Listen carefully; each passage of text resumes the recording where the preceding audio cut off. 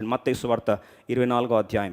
తన శిష్యులు తెలుసుకోవాల్సిన మాటలు వారు ప్రైవేట్గా యేసు ప్రభు దగ్గరికి వచ్చి, ప్రభువా నువ్వు ఎప్పుడు రాబోతున్నావయ్యా, నీ రెండవ రాకడ గురించి మేము ఎలా తెలుసుకోవాలని వారు ప్రాధేయపడుతూ వచ్చినప్పుడు ప్రభువారు మత్తయి సువార్త 24వ అధ్యాయంలో అందరం కలిసి 3వ వచనం చదువుకుందాం. ఆయన ఒలీవ కొండ మీద కూర్చుని ఉండనప్పుడు శిష్యులు ఆయన యొద్దకు ఏకాంతముగా వచ్చి, బాగా గమనించండి, రెండవ రాకడ గురించి తెలుసుకోవాల్సిన మర్మములన్నీ కూడా దేవుడు తన శిష్యులకు బయలుపరిచాడు. కాబట్టి వర్తమానము నువ్వు వింటున్నావంటే నువ్వు ధన్యుడివి. దేవుడు తన శిష్యునిగా నేను భావించి ఏం జరగబోతుందో నీకు చెప్తూ, సంఘం ఎత్తబడిన తర్వాత ఏం జరగబోతుంది, ఎలా రాబోతున్నాయి, what are going to be the future events అనే తీవ్రమైన ఆలోచింపజేసే అంశాన్ని దేవుడు నీతో మాట్లాడుతున్నాడంటే నువ్వు ధన్యుడివి.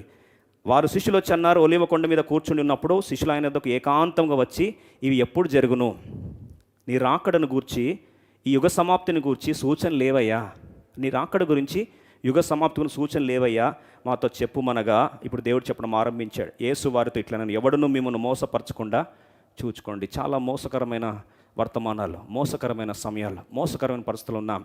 దేవుని వాక్యాన్ని ఇష్టం వచ్చినట్లు బోధించి దేవుని వాక్యంలో నుండే కొన్నిసార్లు విశ్వాస భ్రష్టులు అవ్వడానికి కూడా కారణమవుతున్న పరిస్థితులు మనం ఉన్నాం. కాబట్టి యేసు వార్త ఇట్లా, ఎవడును మిమ్మల్ని మోసపరచకుండా చూచుకున్నది, అనేకులు నా పేరిట వచ్చి నేనే క్రీస్తునని చెప్పుదురు. అయితే 6వ వచనం చూడండి, మీరు యుద్ధములను గూర్చియు యుద్ధ సమాచారం గూర్చియు వినబోదురు. మీరు కలవరపడకుండా చూచుకున్నది, ఇవి జరగవలసి ఉన్నవని, కానీ అంతము వెంటనే రాదు. యుద్ధాలు వచ్చాయి, యుద్ధ సమాచారాలు. కొందరు అంటున్నారు దిస్ ఇస్ అ బయోవార్ అని. ఆలోచించండి, భౌతిక యుద్ధం కొందరిమందినే చంపుతుంది. ఈ బయోమెడికల్ వార్ ఎంత విషాద పరిస్థితి అయిపోయిందంటే, అందుకొరకు డాక్టర్స్ అంతా వారియర్స్ అయిపోయారు, నర్సులు వారియర్స్ అయిపోయారు, పోలీస్ వారు వారియర్స్ అయిపోయారు, ఫ్రంట్ లైన్ వర్కర్స్ అంతా, మున్సిపల్ వర్కర్స్ అంతా వారియర్స్ అయిపోయారు. ఎందుకు తెలుసా అండి? పోరాడుతున్నాం ఇప్పుడు. యుద్ధం లాంటి పరిస్థితులు ఇవన్నీ అంత్య దినాల్లో గుర్తులు. మీరు యుద్ధంలో గూర్చి యుద్ధ సమాచారం గూర్చి వినబోదురు. ఇంకొక వార్త, రేపు 3rd వేవ్ వస్తుంది, డెల్టా వేరియంట్, ఇంకొక వేరియంట్, ఈ విధంగా ఏమవుతుందో అర్థం కావట్లేదు, వ్యాక్సిన్ పనిచేయట్లేదంట, వేసుకున్నవారు, ఈ రకంగా ఎన్నో వార్తలు, యుద్ధములు లాంటి వార్తలు, సమాచారాలు వస్తున్నాయి. జనముల మీదకి జనములు, రాజ్యం మీదకి రాజ్యము లేచును. అక్కడక్కడ కరువులు, వాస్తవంగా చూస్తే ఆర్థిక కరువు. ఒక్కసారి ప్రపంచ ఆర్థిక వ్యవస్థను కుప్పగూల్చి ఎకానమీ టోటల్ మొత్తం డిస్ట్రాయ్ అయిపోయి జీడిపి ఎంత భయంకరంగా పడిపోయిందో ఒక్కసారి ఆలోచించండి. టోటల్ కొలోసల్ రెక్ of the GDP across the millennium. ఇంత ఘోరంగా ఎప్పుడు కూడా జీడిపి పడిపోయినట్లు మనకు తెలియదు. కరువుల గూర్చియు భూకంపము కలుగునని, ఇవన్నీ వేదనలకు ప్రారంభం. ఇవన్నీ వేదనలకు ప్రారంభం. అప్పుడు జనములు మిమ్మల్ని శ్రమపాలు చంపెదరు, మీరు నా నామం నిమిత్తం సకల జనుల చేత ద్వేషించబడదురు, అనేకులు అభ్యంతరపడి ఒకరినొకడు అప్పగించుకొనినా. ఈరోజు పరిస్థితి ఏమైపోయిందంటే, ఈ పరిస్థితులన్నీ చూసేసరికి ఒకరినొకరు అప్పగించుకునే పరిస్థితి వచ్చేసింది. స్వార్థపరులు అయిపోయిన పరిస్థితి. చివరికి అనేకులు అబద్ధ ప్రవక్తలు పలుమార్లు వచ్చి మోసపరిచెదరు, అక్రమం విస్తరించి చేత అనేకులు ప్రేమ చల్లారును. ఈరోజు చూడండి, ప్రేమ చల్లారిపోయింది. వాస్తవంగా ఆలోచిస్తే ఎక్కడ చూసినా సరే కుటుంబాల్లో ప్రేమ లేదు, సంఘాల్లో ప్రేమ లేదు, వ్యవస్థల్లో ప్రేమ లేదు. సమాజం అంటే పక్కన పెట్టండి, దేవుని బిడ్డల్లో కూడా ప్రేమ చల్లారిపోయింది. అంతం వరకు సహించిన వాడేవాడో వాడే రక్షింపడు. ఈ రాజ్య సువార్త, బాగా వినండి, 14వ వచనం చదివి మనము ముందుకు వెళ్ళిపోదాం. మరియు రాజ్య సువార్త సకల జనములకు సాక్షార్థమై లోకమందంతటను ప్రకటింపబడును, అటు తర్వాత అంతం వచ్చును. లాస్ట్ సైన్లో ఉన్నాం. అందుకు ఆలోచించండి, వాక్యాన్ని దేవుడు ప్రపంచమంతా పంపించాలి అనే దేవుని ఉద్దేశం. బాగా గమనించండి, రాకడకు ముందు ఈ రాజ్య సువార్త సకల జనములకు సాక్షార్థమై లోకమందంతటను ప్రచురపరచబడును. ఎప్పుడు ఆలోచించలేదండి? ఇప్పుడు మీరు సాక్ష్యాలు వింటూ వచ్చారు. ఎక్కడ హైదరాబాదు, ఎక్కడ రాజస్థాన్, ఎక్కడ నార్త్ ఇండియా, ఎక్కడ అమెరికా, ఎక్కడ కొన్నిసార్లు సాక్ష్యాలు చూస్తే పాకిస్తాన్ నుంచి, ఇజ్రాయెల్ నుంచి, సుమారు 38 దేశాలు స్టాటిస్టిక్స్ ప్రకారం. ఎందుకు దేవుడు వాక్యాన్ని ఇంత విస్తృతంగా అన్ని ప్రాంతాలు తీసుకెళ్తున్నా అర్థమైందా? ఇది రాకడలో లాస్ట్ గుర్తు. ఎవరు ఊహించలేదండి. కోవిడ్ వస్తుంది, లైవ్ అవుతుంది, సర్వీసెస్ లైవ్లో ప్రతి ఒక్కరికి ఫోన్లోకి వచ్చేస్తుందని ఎవరైనా ఊహించారా? ఈరోజు లైవ్లో నువ్వు ఫోన్లో కూర్చొని చూస్తున్నావు. మందిరానికి రాలవసరం లేకుండా దేవుడు ఇంట్లోకే నీ వాక్యం తీసుకొచ్చాడు. నువ్వు వద్దనుకొని పారిపోతుంటే కూడా పక్క నుంచి నీకు వాక్యం వినిపిస్తున్నాడు. ఎందుకు తెలుసా? ఒకరోజు తీర్పు నిలబడ్డప్పుడు నాకు వాక్యం అందలేదు అని నువ్వు ఈరోజు దేవుని మీద నిందించడానికి అవకాశం లేకుండా సకల ప్రాంతంలో లోకమందంతటి రాజ్య సువార్త సకల జనములకు సాక్షార్థమై లోకమందంతటి ప్రకటింపబడును, అటు తర్వాత అంతము వచ్చును. అంటే దేవుని రాకడ సమీపంగా ఉంది. అయితే సంఘం ఎత్తబడిపోయిందా? ఎత్తబడలేదు. ఎందుకు ఎత్తబడలేదంటే, రాకడ ఒక్కసారి ఈ యొక్క అవుట్లైన్ని మనం చూడడానికి కొన్ని నిమిషాలు ముగించేస్తాం, కానీ జాగ్రత్తగా ఈ టఫ్ సబ్జెక్ట్ని కొద్దిగా అర్థం చేసుకోవడానికి ప్రయత్నిస్తాం. ఒక్కసారి ఈ అవుట్లైన్ని ఒక్కసారి చూడడానికి ప్రయత్నిస్తాం. భవిష్యత్తులో జరగాల్సిన కార్యక్రమాలు, సంఘము ఎత్తబడడానికి ఏ రకంగా దేవుడు పరిస్థితులను సిద్ధపరచుకుంటున్నాడో చూస్తే అన్ని రకాలుగా పరిస్థితులు సిద్ధపరచబడ్డాయి. వాక్యం అందుతుంది, ప్రతి మూలమూలకు వాక్యం వెళ్ళింది. చివరికి ఏ స్థాయికి వెళ్ళిపోయిందంటే మూలమూలకు కాదండి, ప్రతి ఒక్కరికి స్మార్ట్ ఫోన్ ఉంది, ప్రతి ఒక్కరికి యూట్యూబ్ పెట్టేశాడు దేవుడు. చివరికి ఈరోజు వాక్యమును వద్దనుకుంటే కూడా వినిపించే స్థాయి దాకా తీసుకొచ్చాడంటే రాకడకు అన్నీ సంసిద్ధంగా ఉన్నాయి. అటు తర్వాత అంతం వచ్చున్నాడు. అయితే అంతం ఎలా వస్తుందో ప్రిడిక్ట్ చేయగలమా? అది ప్రిడిక్ట్ చేయలేము. ఎందుకంటే దేవుడు అన్నాడు, దొంగ వలె వస్తాను. ఇంకా బైబిల్లో చూస్తే మత్తయి సువార్త 24వ అధ్యాయంలో 42-44 వచనాలు చూస్తే ఏ విధంగా దేవుడు రాబోతున్నాడు అంటే, కావున ఏ దినమున మీ ప్రభు వచ్చునో మీకు తెలియదు గనుక మెలకువగా ఉండుడి. ఎప్పుడు వస్తాడో తెలియదు. ప్రభు అన్నాడు, ఏ జామున దొంగ వచ్చునో ఇంటి యజమానికి తెలిసి ఉండిన ఎడల అతడు మెలకువగా ఉండి తన ఇంటికి కన్నం వేయనీయడని మీరు ఎరుగుదురు కదా. ఎప్పుడు వస్తాడో తెలియదు. కాబట్టి ఆకస్మికంగా ప్రభు వస్తాడు. First thing that happens is, మొట్టమొదటిగా రెండవ రాకడలో జరిగే తొలి సంఘటన ఏంటి? మనము బైబిల్లో పౌలు భక్తుడు సంఘం ఎత్తబడుట గురించి, సంఘము రెండవ రాకడ 2 ఫేసెస్లో జరుగుతుంది. అంటే రెండవ రాకడ మొత్తం ఒక ఈవెంట్ కాదండి. రెండవ రాకడ 2 భాగాలుగా 2 ఫేసెస్ ఉంటాయి. మొదటి ఫేస్లో అందరం కలిసి చదువుకుందాం. క్రీస్తు ప్రభువారు భూమి మీదకి రాడు. రెండవ రాకడ అంటే అందరూ అనుకుంటారు డైరెక్ట్గా యేసు ప్రభువారు భూలోకంకి వచ్చేస్తాడు. రాడండి. మీరు చదివేంటి అని, యేసు ప్రభువారు డైరెక్ట్గా భూలోకానికి రాడు. క్రీస్తు ప్రభువారు మధ్యాకాశంనకు మళ్ళొక్కసారి 1 తెస్సలోనిక 4వ అధ్యాయం 15, 16, 17 వచనాలను రెండవ రాకడ గురించి సంఘం ఎత్తబడే ప్రక్రియ మొదటి event, the first event in the second coming is the rapture of the church. ఒకసారి మీరు 1 తెస్సలోనిక 4వ అధ్యాయము 15 నుండి 17 వచనాల వరకు మనందరం కలిసి చదువుకుందాం. 1 Thessalonians chapter 4 reading from versus 15 to 17. బాగా గమనించండి. ఇది ఈ యొక్క సంఘం ఎత్తబడుట అనేది it is a silent occasion. చాలామంది అనుకుంటారు కడబూర ధ్వని వచ్చి ప్రభువారు ఊదేసరికి అబ్బో శబ్దాలు వినిపిస్తూ ఉంటాయి కదా అని. కాదండి, తన బిడ్డలకు మాత్రమే వినిపిస్తుంది. ఎవరు పడితే వారికి అది వినిపించదు. It is a silent occasion. రండి కలిసి చదువుకుందాం. 1 తెస్సలోనిక 4వ అధ్యాయం అందరం కలిసి 15, 16, 17 వచనాలు చదువుకుందాం. మేము ప్రభువును బట్టి మీతో చెప్పున్నది ఏమనగా, ప్రభువు రాకడ వరకు సజీలమై నిలిచిండు మనము నిద్రించిన వారి కంటే ముందుగా ఆయన సన్నిధికి చేరము. ఆర్భాటముతోనూ ప్రధాన దూత శబ్దముతోనూ దేవుని బూరతోనూ పరలోకం నుండి ప్రభువు దిగివచ్చును.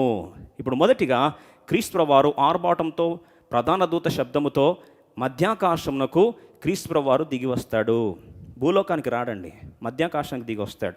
ఈ మధ్యాకాశం దిగి వచ్చినప్పుడు ఇప్పుడు ఒక్కసారి స్లైడ్ చూడండి.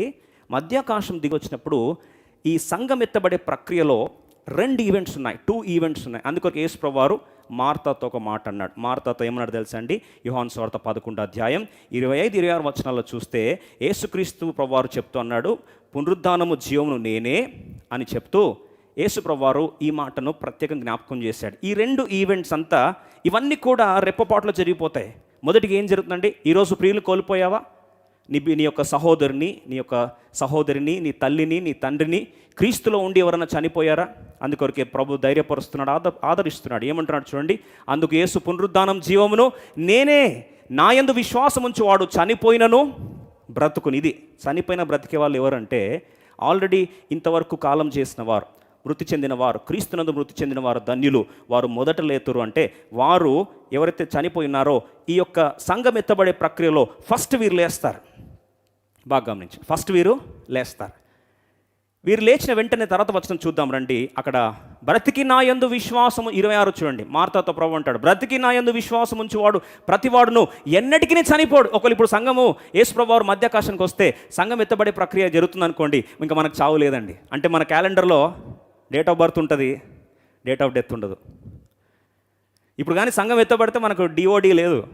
అందుకు రాస్తుంది, బ్రతికి నా యందు విశ్వాసం ఉంచువాడు ప్రతివాడు ఎన్నటికీ చనిపోడు. అంటే ఏం జరుగుతుందండి? మనము మార్పు చెందుతాం. ఇక్కడ తెలుసుకోవాలి. మనకంటే ముందు మరణించిన వారు, ఇప్పుడు ఒకసారి స్లైడ్ చూద్దాం. ఈ స్లైడ్ చూస్తే అర్థమైపోతుంది.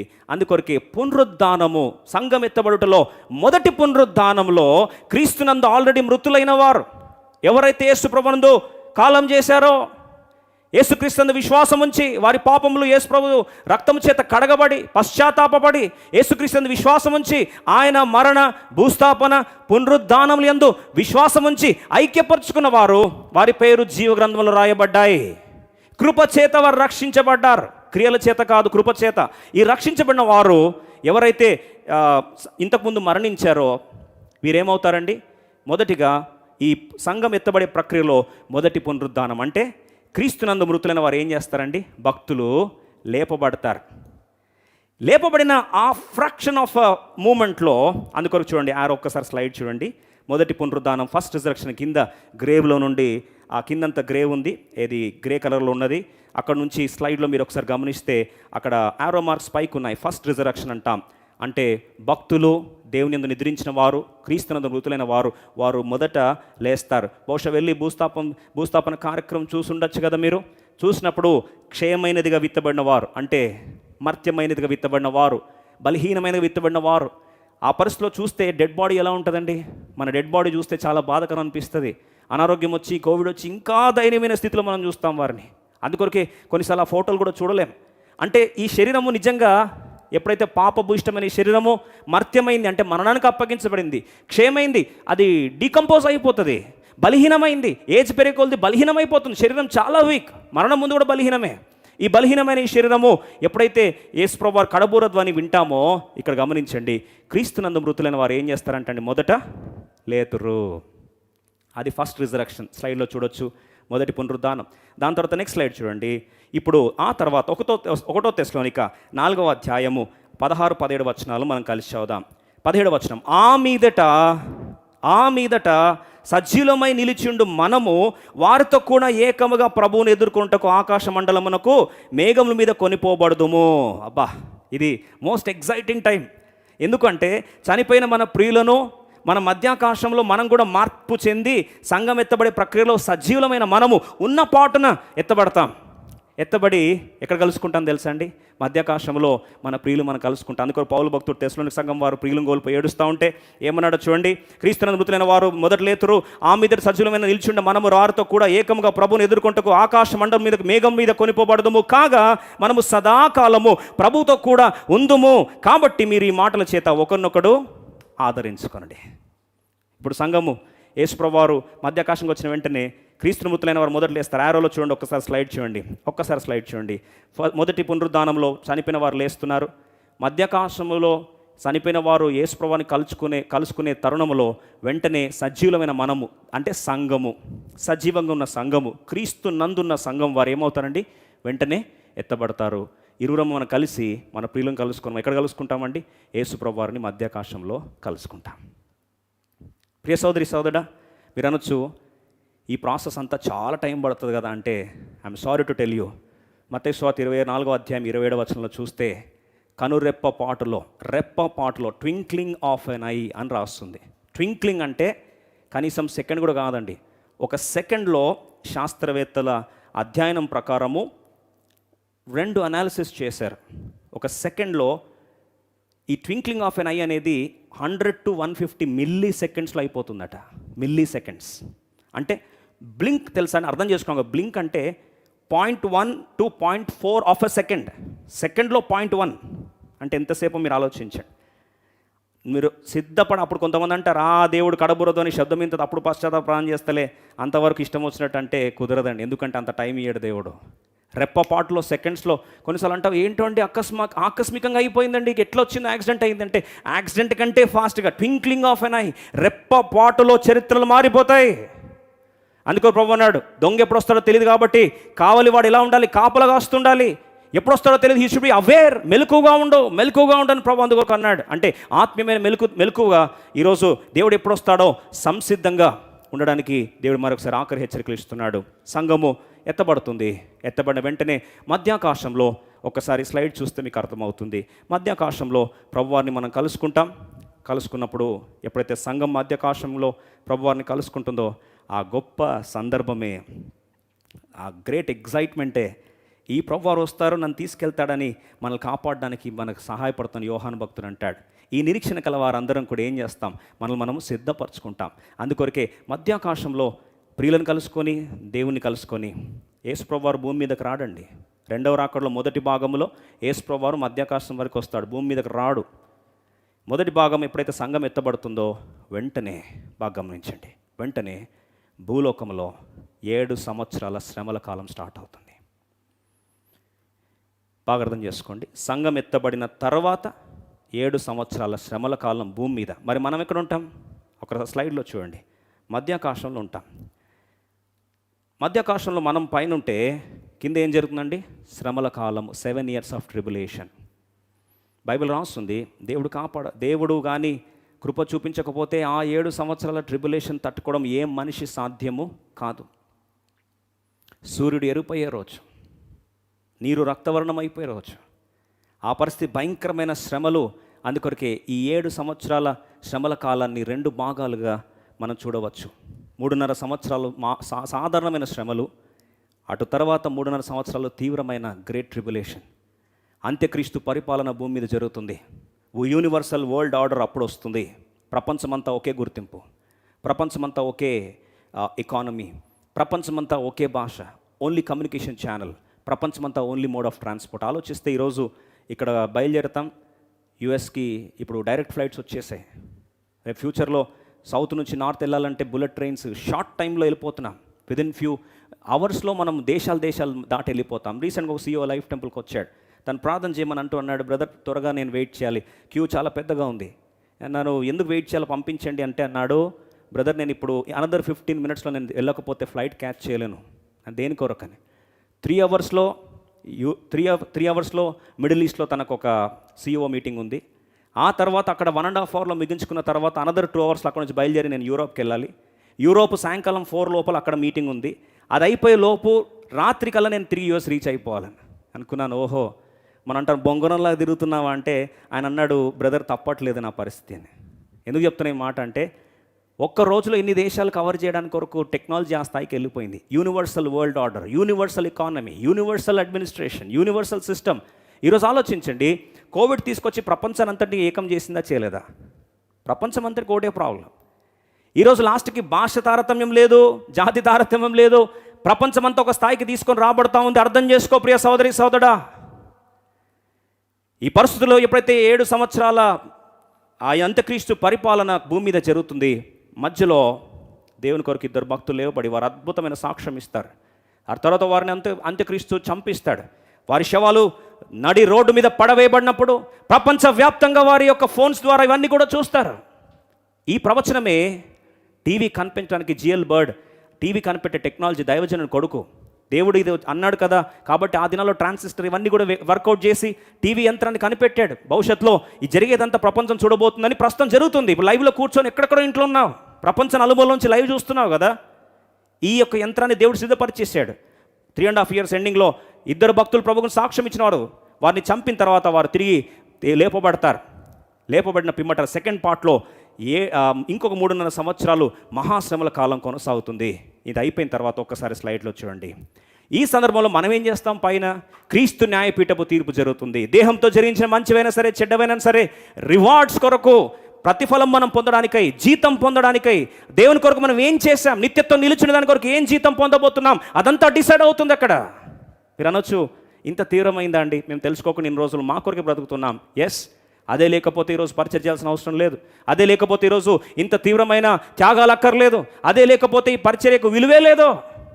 మధ్యాకాశంలో క్రీస్తు న్యాయపీఠపు తీర్పు ఎదుట నిలబడినప్పుడు మనందరం కూడా దేవుడు మనకిచ్చిన తలాంతులు, వరములు, దేవుడు మనకిచ్చిన అవకాశాలను బట్టి దేని కొరకు దేవుణ్ణి ఎలా గణపరిచినాం, ఎలా మహింపరిచాం, ప్రతి దానికి లెక్క అప్పగించవలసి ఉన్నదే. అక్కడ తీర్పు క్రీస్తు న్యాయపీఠపు తీర్పు, జడ్జ్మెంట్ సీట్ ఆఫ్ క్రైస్ట్. అది అయిపోయిన తర్వాత ఒకసారి గమనించండి స్లైడ్లో. అది జరిగిన తర్వాత యేసు ప్రభువారితో పాటు 7 సంవత్సరాలు ముగించిన పిమ్మట బైబిల్లో క్రీస్తు ప్రభువారు ఆరోహణం అవుతున్నప్పుడు శిష్యులందరూ దిగాలుగా అలా చూస్తూ ఉన్నారు, ఏంటయ్యా అని. అప్పుడు పరిశుద్ధాత్మ దేవుడు అక్కడ దూతల ద్వారా ప్రకటించబడిన మాట ఏం తెలుసా? మీరేంది ఇలా చూస్తున్నారు, ఏదో అద్భుతం జరిగినట్టు చూస్తున్నారు ఏంటి? క్రీస్తు ప్రభువారు అయితే ఏ విధంగా అయితే మీ ముందు ఆరోహణం అయ్యాడో అదే రీతిగా తిరిగి ఒలీవ కొండ మీద దిగబోతున్నాడు. ఇది 2వ రాకడలో రెండవ భాగము. క్రీస్తు ప్రభువారు మనందరిని తీసుకొని, సంఘాన్ని తీసుకొని భూమి మీదకి రాబోతున్నాడు. అదే ఒలీవ కొండ మీద యేసు ప్రభువారు దిగి రాబోతున్నాడు. సంఘం తనతో పాటు వస్తున్నప్పుడు ఒలీవ కొండ ఈస్ట్ వెస్ట్ యాంగిల్లో చీలుతుంది. ఇది ఆర్భాటమైంది, ప్రపంచమంతా చూస్తారు. It is not silent. Rapture is silent, but second కమింగ్లో రెండవ భాగం ప్రభువారు భూమి మీదకి వస్తున్నప్పుడు ప్రపంచమంతా చూస్తారు. అవమానించిన వారు చూస్తారు, ఎగతాళి చేసిన వారు చూస్తారు, ఈరోజు సువార్తను తులనాడిన వారు చూస్తారు. ఇదేంటండి, దీని కొరకు ఎందుకు టైం వేస్ట్ చేస్తున్నారని ఎగతాళి చేసిన వారు కూడా రోజు చూడబోతున్నారు. ఎప్పుడైతే క్రీస్తు ప్రభువారు ఆ యొక్క ఒలీవ కొండ మీదకి సంఘంతో పాటు దిగి వస్తాడో, అక్కడ 7 సంవత్సరాల శ్రమల కాలం ముగించి అపవాది మన అనుచరులను దేవుడు బంధించి పాతాళంలోకి దేవుడు నెట్టివేసి బంధింపబడిన పిమ్మట, అర్మగిద్ద యుద్ధం జరిగిన పిమ్మట, అప్పుడు ఒకసారి స్లైడ్లో చూడండి, 1000 ఏండ్ల సుపరిపాలన, 1000 years ఆఫ్ మిలేనియల్ రూల్. క్రీస్తు ప్రభువారు దావీదు సింహాసనాన్ని ఆదరణ చేసుకొని తానే న్యాయము తీర్చిన దేవుడే ఇప్పుడు రాజుగా ఆయన రాజశాసనం చేయబోతున్నాడు. ఆ 1000 ఏండ్ల పరిపాలనలో ఆయనతో పాటు మనమందరం కూడా క్రీస్తు ప్రభువారితో ఆ 1000 ఏండ్ల పరిపాలన మనం ఉండబోతున్నాం. అయితే ప్రశ్న ఏంటంటే, ఎవరు ఏలుతారు, ఎవరు ఏలబడతారో ఆ డిస్కషన్ తర్వాత చూద్దాం. కానీ ఈ 1000 ఏండ్ల పరిపాలనలో రక్షణ లేని వారు ఎవరు కూడా అనుమతించబడరు. మీరు అనొచ్చు, రక్షణ లేని వారు అంతా ఎక్కడ ఉంటారండి అని. వారికి పునరుద్ధానమే కాలేదు, ఇంకా చనిపోయిన వారు. మీరు గమనించండి, చనిపోయిన వారు పునరుద్ధానం ఇంకా కాలేదు. అందుకొరకు మొదటి పునరుద్ధానంలో కేవలం రక్షింపబడిన బిడ్డలు మాత్రమే ఉంటారు. 1000 ఏండ్ల పరిపాలన తర్వాత బాగా అర్థం చేసుకో. ఈ 1000 ఏండ్ల పరిపాలనలో అందుకు బైబిల్లో చాలా ప్రవచనాలు ఉన్నాయి. ఈ 1000 ఏండ్ల పరిపాలన 1000 years మన లైఫ్ స్పాన్ దేవుడు పెంచేస్తాడు. అప్పుడు పాము సింహము రెండు ఆట ఆడుకునేంత స్థాయిలో వాతావరణం ఉండబోతుంది. జంతువులు వాటి యొక్క క్రూరత్వాన్ని కోల్పోతాయి. It's going to be fascinating rule of the Lord Jesus Christ. 1000 ఏండ్ల పరిపాలన ఎంత ఎగ్జైటింగ్ టైం అండి. ఈరోజు 30 సంవత్సరాల జీవితం కొరకు ఆలోచించండి. 30 yearsకి క్వాలిఫై అవుతావు, గవర్నమెంట్ జాబ్, ఐఏఎస్ ఆఫీసర్ కొరకు 30 years కష్టపడకపోతే ఈ దినాల్లో వచ్చేది లేదు. 30 years కష్టపడతావు, ఎన్ని రోజులు బతుకుతావు, ఎన్ని రోజులు ఉద్యోగంలో ఉంటావు, 60 years వరకు ఉంటావు. 60 years తర్వాత గవర్నమెంట్ వాళ్ళు వద్దురా అని తన్ని పంపిస్తారు రిటైర్మెంట్ ఇచ్చి. ఇప్పుడు 30 years కష్టపడ్డావు, 30 years ప్రభుత్వాన్ని సేవించావు. ఎందుకయ్యా నువ్వు ఇంత కష్టపడి రాత్రింపగలు ప్రయాసపడుతున్నావు అంటే, 30 years నేను అద్భుతమైన స్థాయిలో ఉండాలి, టాప్ మోస్ట్ పొజిషన్లో ఉండాలి అంటే అంత త్యాగాలు చేస్తావే. మరి 1000 ఏండ్ల పరిపాలన కొరకు నీ ప్రభు కొరకు నీ త్యాగం ఏది? ప్రభు కొరకు నీ సమర్పణ ఏది? ప్రభు కొరకు నీ రోషం ఏది? 5 years కార్పొరేట్ పదవి కొరకు ఎన్ని త్యాగాలు చేస్తారండి, ఎందరు కాలు పట్టుకుంటారు. మరి 1000 ఏండ్ల పరిపాలన కొరకు మనం ప్రభు కొరకు ఏం చేస్తున్నాం? What are we doing? 1000 ఏండ్ల అద్భుతమైన పరిపాలన ఎలా ఉండబోతుంది ఏంటి? సమయం లేదు, ముగించేస్తాను. అటు తర్వాత గమనించండి, ఒకసారి స్లైడ్లో చూడండి. రెండవ పునరుద్ధానం, 1000 ఏండ్ల పరిపాలన తర్వాత రెండవ పునరుద్ధానం. దాన్నే మృతుల పునరుద్ధానం అంటాం. దాన్నే క్రీస్తునందు విశ్వాసం ఉంచకుండా సువార్తను తృణీకరించిన వారి యొక్క పునరుద్ధానం. వారు కూడా లేపబడతారు. మీరు అనొచ్చు, దేనికి లేపుతారండి వారిని అంటే, రెడ్లో యారో ఉంది, ఒకసారి చూడండి. వారు లేపబడిన దేని కొరకు అంటే, ధవల సింహాసనపు తీర్పు, గ్రేట్ వైట్ థ్రోన్ జడ్జిమెంట్. ఒకసారి స్లైడ్లో మీకు టీవీలో కనిపిస్తూ ఉంది, స్క్రీన్లో కనిపిస్తాను చూడండి. గ్రేట్ వైట్ థ్రోన్ జడ్జిమెంట్, ధవల సింహాసనపు తీర్పు. ధవల సింహాసనపు తీర్పు అంటే గ్రేట్ వైట్ థ్రోన్ జడ్జిమెంట్ దేని కొరకండి? క్రీస్తు ప్రభువారి యొక్క సువార్తను తృణీకరించిన వారు అక్కడ లెక్క అప్పజెప్పాలి. ఈరోజు ఒకవేళ దేవుడినితో మాట్లాడుతూ ఉంటే, రక్షణ లేకుండా మరణిస్తే నీ చిరునామా అక్కడ లేస్తావు. రక్షణ లేకుండా మరణిస్తే నీ చిరునామా అక్కడ లేస్తావు. రెండవ పునరుద్ధానం, అదే మృతుల పునరుద్ధానం. ఆ మృతుల పునరుద్ధానంలో వారు లేపబడిన తర్వాత అవకాశము ఇవ్వబడదు. మరి ఏం చేస్తారండి? గ్రేట్ వైట్ థ్రోన్ జడ్జిమెంట్, ధవల సింహాసనపు తీర్పు. ఆ తీర్పు దేని కొరకు అంటే, సువార్తను తృణీకరించిన వారు అప్పగించబడి ఆ ప్రాంతం నుండి తర్వాత ఒకసారి స్లైడ్ చూద్దాం. గ్రేట్ వైట్ థ్రోన్ జడ్జిమెంట్ అయిపోయిన వెంటనే నెక్స్ట్ చూడండి, కొనసాగిస్తున్న ఆ స్లైడ్ చూడండి. అగ్ని గంధకములో మండుచుందురు, ఇది రెండవ మరణం. యుగ యుగాలు అగ్ని ఆరుదు, పురుగు చావదు.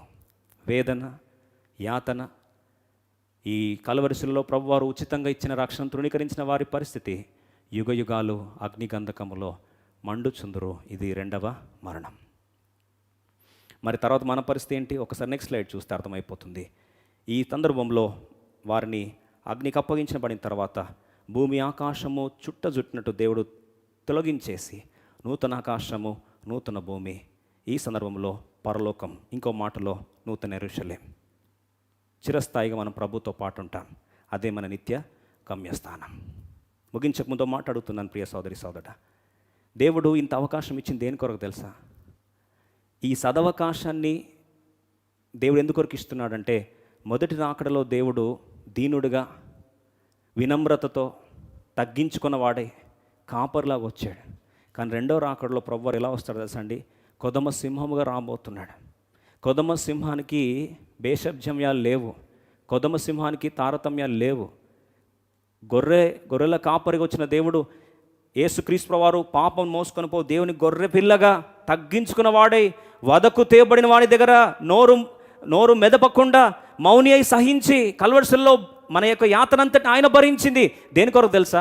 ఈ అగ్ని గంధకంలో మండుచుందురు, ఇది రెండవ మరణమని ఏదైతే చెప్పాడో దానికి మనం అప్పగించబడకుండదని దేవుడు ఆ యాతనంతటిని ఆయన కల్వరిశిలలో భరించాడు. ప్రియ సోదరి సోదరుడా, ఈరోజు కృపచేత ప్రభు కార్యాన్ని చేసి, ఈరోజు తిరిగి సమకూర్పు కార్యాన్ని ప్రభు నీ కొరకు దయచేస్తూ, ఈరోజు అయ్యా కృపచేత రక్షణ వింటున్నాను, ఒక్కసారి అయ్యా నాకు ఈ యొక్క అవకాశాన్ని నేను తూలనాడొద్దు, దయచేసి నా పేరు జీవనం రాయని ఇప్పుడు ప్రార్థిస్తే ఇప్పుడు అవకాశమును దేవునికి ఇస్తున్నాడు. ఇప్పుడు ప్రార్థిస్తే ఏ క్షణం ఏమన్నా కావచ్చు, మనం మరణించవచ్చు, లేదా దేవుని రాకడ రావచ్చు, ఏదైనా సరే మనం సిద్ధంగా ఉంటే it doesn't matter to us. ఈరోజు ప్రియ సోదరి సోదరుడా, అగ్ని గంధకం మండుచు, అందుకొరకే అప్పుడు అవకాశం కావాలి ఏడ్చే కంటే ఈరోజు ప్రభు దగ్గర ఈ కృపాద్వారం మూయక మునిపే దేవుని దగ్గరకు వస్తే ఎంత బాగుంటుంది. ప్రియ సోదరి సోదరుడా, ఈ అవకాశం తులనాడతావా? Do you want to let go this opportunity? అందుకో జరిగిన ఒక సంఘటన ముగించేస్తాను. బహుశా మీకు తెలుసు, చాలామందికి ఒక దైవజనుని కుమారుడు, తను చిన్నప్పటి నుంచి సువార్త వింటూ ఉండేవాడు, పట్టించుకోకుండా ఉండేవాడు. అయితే మంచి భక్తిపరులాగా ఉండేవాడు, కానీ ఆయన జీవితంలో నిజమైన రక్షణ కార్యం జరగలేదు. అట్లాంటి ఆ బిడ్డ ఎప్పుడైతే ఒకరోజు ఫ్రెండ్స్తో క్రికెట్ ఆడుతున్నాడో, ఆ ఫ్రెండ్స్ రెచ్చగొట్టారు. ఆ కోపంలో బ్యాట్ తీసుకొని తలకేసి కొట్టేశాడు. కావాల్సుకొని చేయలేదండి, చాలా మంచివాడు, కుటుంబము సంఘమంతా ఆయన గురించి మంచి సాక్ష్యాలు చెప్పేవారు. ఆ కోపంలో ఏం చేశాడండి, కొట్టేసరికి ఆ స్నేహితుడు మరణించాడు. చనిపోయేసరికి ఆ చట్టం ప్రకారం తీసుకెళ్ళి వాడిని అరెస్ట్ చేసి లోపలేశారు. మరణానికి మరణం తీర్పు వచ్చింది. ఆ మరణ శాసనం బిగించేశారు. వాడిని తీసుకెళ్ళి జైల్లో వేశారు. వాడు తట్టుకోలేకపోతున్నాడు. ఇన్ని రోజులు బాగా బ్రతికాను, సండే స్కూల్కి వెళ్ళాను, వాక్యం విన్నాను, అన్నీ చేశాను, ఎందుకు నా జీవితంలో ఇలా జరిగిందని తట్టుకోలేక ఒక డిప్రెషన్లోకి వెళ్ళిపోయినప్పుడు చాలామంది సంఘస్థులు అన్నారు, అయ్యా కావాల్సుకుని చేసిన వాడు కాదు. చివరికి చనిపోయిన ఆ బిడ్డ యొక్క అమ్మ నాన్న కూడా వెళ్ళి జడ్జిని ప్రాధేయపడుతున్నారు, అయ్యా ఆ బిడ్డ కావాల్సుకొని చేసిన వాడు కాదు, కోపంలో ఏదో జరిగింది, అయ్యా దయచేసి ఒక్కసారి క్షమించయ్యా, తీర్పు మార్చేసయ్యా, నేను అడుగుతున్నాను అనేసరికి ఆ యొక్క జడ్జి గారికి హృదయం మారి ఏం చేశాడు తెలుసా? నేనే పోయి శుభవార్త చెప్తానని అక్కడ లెటర్ రాశాడు. ఏం రాశాడు తెలుసా? తీర్పు రాశాడు, kill him not leave him అని పెట్టాడు. Kill him not leave him, kill him not leave him అని తీర్పు రాసి ఆ లెటర్ తానే తీసుకొని నేను జడ్జి డ్రెస్లో పోతే ఆ పిల్లవాడు కోప్పడతాడేమని వైట్ డ్రెస్ వేసుకొని వచ్చి తలుపు తడితే బయట గార్డ్స్ అన్నారు, ఎవరో నేను కలవడానికి కొరకు వస్తున్నారయ్యా అంటే తిరిగి చూస్తున్నాడు, ఎవ్వడు రావద్దు నా దగ్గరికి, నేను బాగున్నప్పుడంతా మా సేవలు తీసుకున్నారు, ఈరోజు నేను జైల్లో పడేస్తే ఒక్కడు రాలేదు నా దగ్గరికి, కాబట్టి నాకు అవసరమే లేదు. అందరూ వచ్చి ఏం చెప్తారు, యేసుక్రీస్తుని విశ్వాసం ఉంచు, చనిపోతే పరలోకం పోతాం, దీనికి ఏముంది అని చెప్పి ఇట్లాంటి సువార్త నాకు అవసరం లేదని ఇరిటేట్ అయిపోయి తిట్టేస్తున్నాడు. వాళ్ళు అన్నారు, అయ్యా వచ్చిన వాళ్ళు ఎవరో కాదు, జడ్జి అయ్యా అంటే, నోరు మూసుకోండి, జడ్జి అయితేంది ఎవడైతేంది, అందరూ వచ్చి అదే సువార్త చెప్తారు, చిన్నప్పటి నుంచి సువార్తని విరక్తి చెందాను, ఇదంతా అవుతుంది, I don't want all this, నా ప్రాణం కాపాడే వాళ్ళు కావాలి. అయ్యా జడ్జి వెయిట్ చేస్తున్నాను, నీకేదో గుడ్ న్యూస్ చెప్తాడంట అంటే ఇరిటేట్ అయిపోతున్నాడు. ఆ గుడ్ న్యూస్ కూడా నేను విన్నానని చెవులు మూసేసుకున్న పరిస్థితికి వచ్చి let him get out of this place. Wait చేసి తలుపు ఎంతసేపటి కూడా ఇరిటేట్ అయిపోతున్నాడు, కోపోద్రేకుడు అయిపోతున్నాడు. లాస్ట్కి ఆ జడ్జి చూశాడు ఆయన వద్దనేసరికి వెళ్ళిపోయిన తర్వాత తీర్పు రాసిన లైన్స్లో ఫుల్ స్టాప్ తీసి కిల్ హిమ్ నాట్ అనే దగ్గర ఫుల్ స్టాప్ పెట్టి లీవ్ హిమ్ అని పెట్టింది, ఆ ఫుల్ స్టాప్ తీసి దాని ముందు పెట్టాడు, kill him not leave him. ఆ బిడ్డను బయటకు తీసుకొచ్చారు, ఉరి శిక్ష ఎక్కిస్తూ ఉన్నారు. చనిపోతున్నప్పుడు అన్నారు, ఒక్కడు కూడా కనీసం దయదలచలేదు నా మీద అంటే జడ్జి ఆఖరికి అన్నాడు, బాబు నువ్వు చనిపోతుంది నువ్వు చేసిన నేరానికి కాదు, నువ్వు చనిపోతుంది నువ్వు చేసిన పొరపాటు కాదు, పాపానికి కాదు, నువ్వు కృపాద్వారం తెరవబడినప్పుడు జడ్జిగా నేనే వచ్చి నీకు ఆ రక్షింపబడే ఆ లెటర్ ఇస్తున్నప్పుడు నువ్వు వద్దన్నావు, దాన్ని రిజెక్ట్ చేసినందుకు చనిపోతున్నావు. ఒక మాట చెప్పాలని ఆశపడుతున్నాను, నువ్వు పాపం చేసినందుకు మనిషి పాపం చేసినందుకు నరకానికి పోడు, రక్షణ సువార్తను కాదని తూలనాడినందుకే వాడు నరకానికి పోతాడు. ఈ రెండవ రాకడలో లైవ్ వింటున్న ఎవరు కూడా కుటుంబం కూడా ధవల సింహాసనం తీర్పులకు ఎదుర్కోవాల్సిన అవసరం రాకూడదని మరొకసారి దేవుని దాసునిగా ప్రాధేయపడుతూ ఈ వర్తమానాన్ని ముగిస్తున్నాను. ఆఖరి అవకాశం నీకు ఇస్తున్నాను. కాదని వెళ్ళకుమా, కరుణామయని పిలుపుని విడనాడి వెళ్ళకుమా. ఈ ఆఖరి అవకాశము స్పందించాలని కాశ ఉంటే రక్షణ కొరకు, తీర్మానం కొరకు మీకు డెసిషన్ కార్డ్ని లైవ్లో మీకు పంపిస్తాం. ఎవరైనా సరే, అయ్యా నేను ధవల సింహాసనం తీర్పు నాకు వద్దు, అగ్ని గంధకంలో మండుచుందరు యుగ యుగములు రెండవ మరణం అది వద్దయ్యా, నాకు రాకడలో ఎత్తబడే గుంపులో ఉండాలి, నా కొరకు ప్రార్థించండి అని యథార్థంగా పశ్చాత్తాపడుతున్నాను. కృపచేత వచ్చే రక్షణను అంగీకరించాలని ఆశపడుతున్నాను అయ్యా అని ఎవరైతే యథార్థంగా ప్రార్థిస్తున్నారో మీ కొరకు మేము ప్రార్థిస్తాం. నీ పేరు, నీ ఊరు ఆ డెసిషన్ కార్డులో నువ్వు పంపించవచ్చు.